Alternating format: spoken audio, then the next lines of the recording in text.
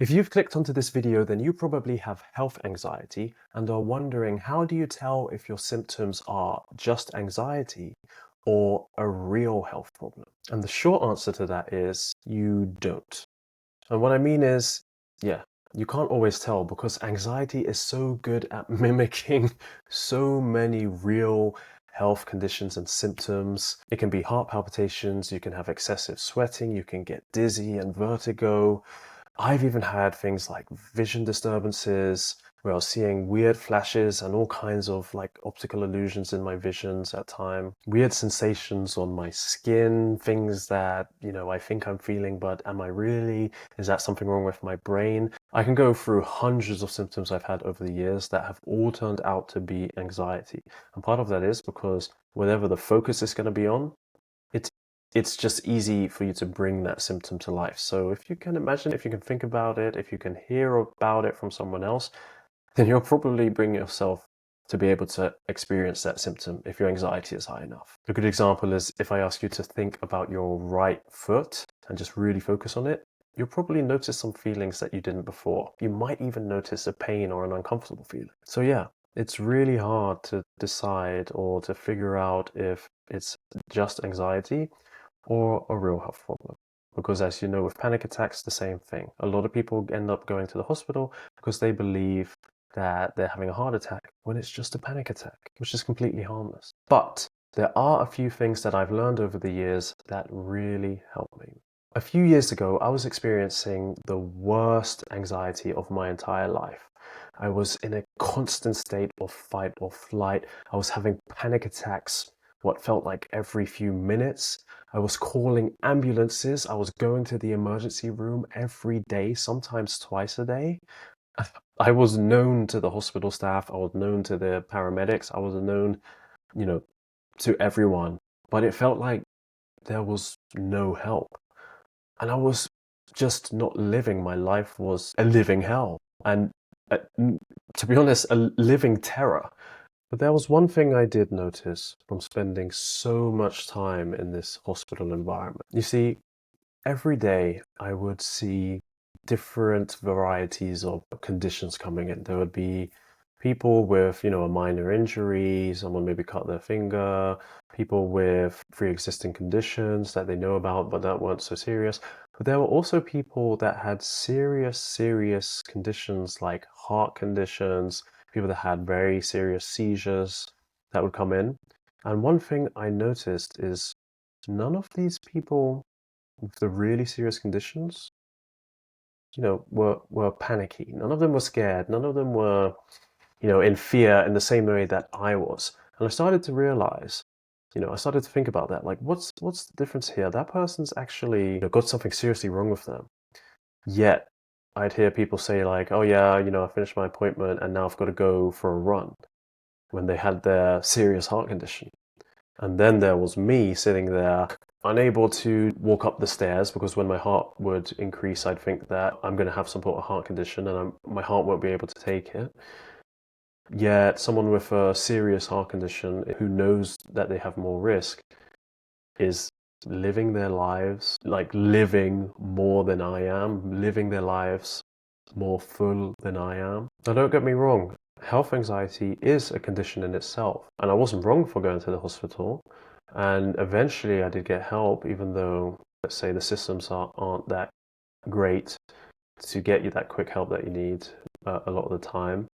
But that is a real condition in itself. And I know that when you have health anxiety, you don't necessarily think that you're having just a panic attack. You do think, okay, I'm having a heart attack or some other serious thing happening. But there does come a point when you do know that you have health anxiety and you have maybe a panic disorder or things like that, and you want to find a way not to have that. And I found that recognizing this difference between, people that really had evidence that something was truly wrong and still living their lives to the fullest, whereas I'm thinking something's wrong, yet I don't live my life at all. What's going on there? And so I started to realize that it's not about the symptoms or the possibility of having a condition, because those people have conditions, yet they're still living. And all of my focus and all of my anxiety is coming from the constant watching, the constant trying to find out the probability that I have this condition, or trying to figure out the reason for these different symptoms. And that is just way too much energy for anyone to be spending on something so negative, to the point where when someone does have a, a serious condition like that, they don't even spend that much energy on it necessarily.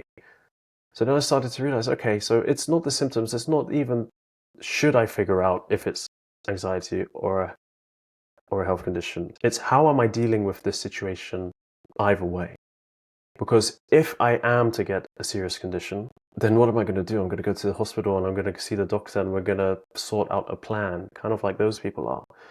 But in the meantime, I'm not a doctor. I don't have, psychic powers to tell if there's something wrong with me. And I'm spending all of my time trying to figure out what's wrong with me when all of the evidence has told me that there's nothing wrong with me. And that was a really important kind of realization I had to kind of get me down that path of not trying to figure out what every single different symptom and feeling in my body was. I'd often wake up, how am I feeling today? That's what caught me onto any weird sensations. If I woke up and was busy and was doing something, I would often just feel like I was busy and I was doing something and I'd get on with it. But it's all that mental power.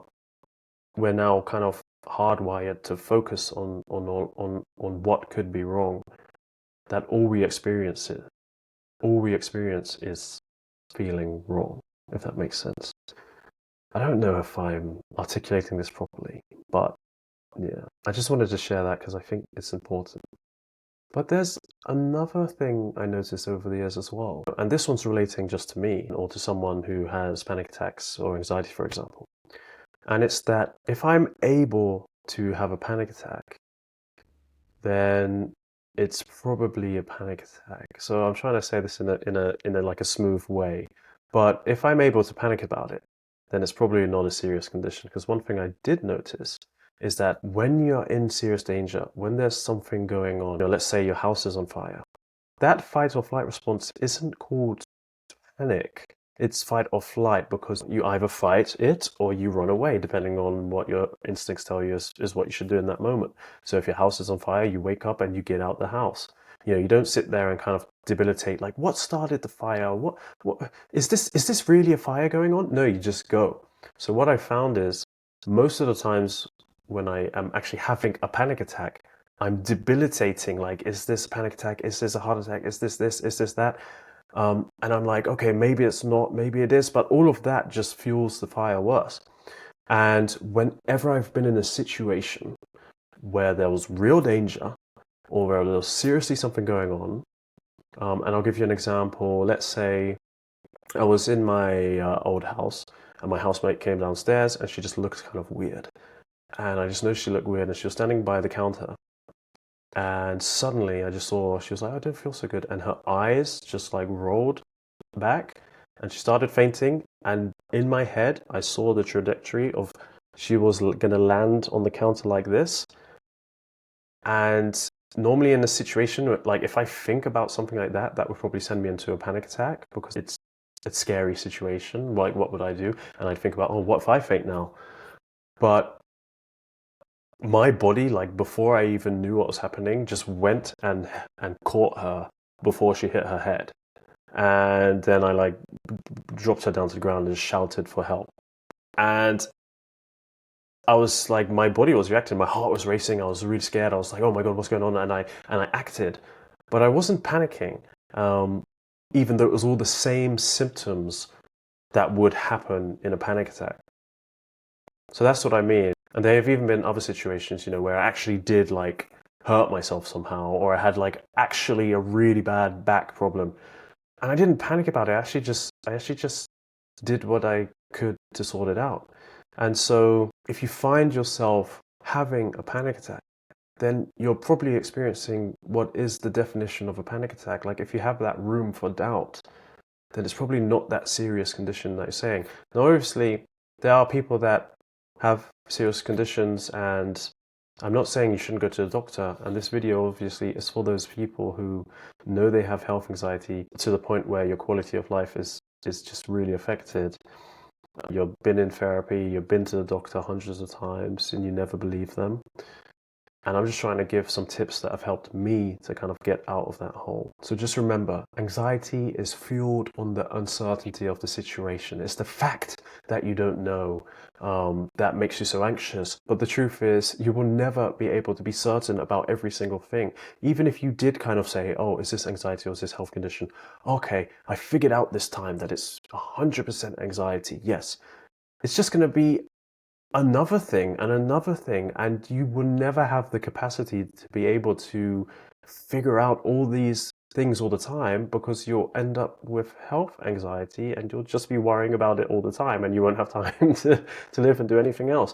So you see, the real solution here is to break away from that need of trying to figure out the need for the title of this video, and getting rid of that need, getting rid of the need to be certain about everything, and being able to let go of that, so you can then focus on the things that you can control. You can't control, this uncertainty aspect, but you can control, okay, I'm going to have a healthy diet, I'm going to drink water, I'm not going to overindulge in things like alcohol and other things, and I'm going to do things that keep me healthy. But you will always have to accept the fact that yes, you may have a health condition that happens mild, medium, serious, but you will do what you can to deal with it. And the quicker you accept the possibility of it and let go of that need for certainty to try and disprove it, that's when the anxiety will go down and you'll be able to live your life.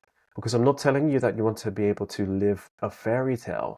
I'm telling you that you want to be able to live your life without the constant fear. So just to summarize, think about the people with conditions that don't panic. I mean, I still get heart palpitations and ectopic beats, but I don't immediately panic like I used to, and I still get scared about it, but I don't panic, and the anxiety doesn't consume me. I accept, and I don't think about the certainty of it, and I just continue living. Doctor said I'm fine. I don't need to dig down and do a big investigation. I'm going to live my life. Remember, it's more about how you react to these feelings and these worries rather than figuring it out. And if you made it this far, I don't know, thank you so much. I'm really just doing a rambling video. It's really hard for me to like structure videos, but I kind of like these sit down ones. I think they're quite nice. And yeah, so remember that you're not alone. Let me know what I should cover next in the comments. Let me know if you like this style of video, if I should keep it more structured and cut all the rambling out. And yeah, I'll see you next time.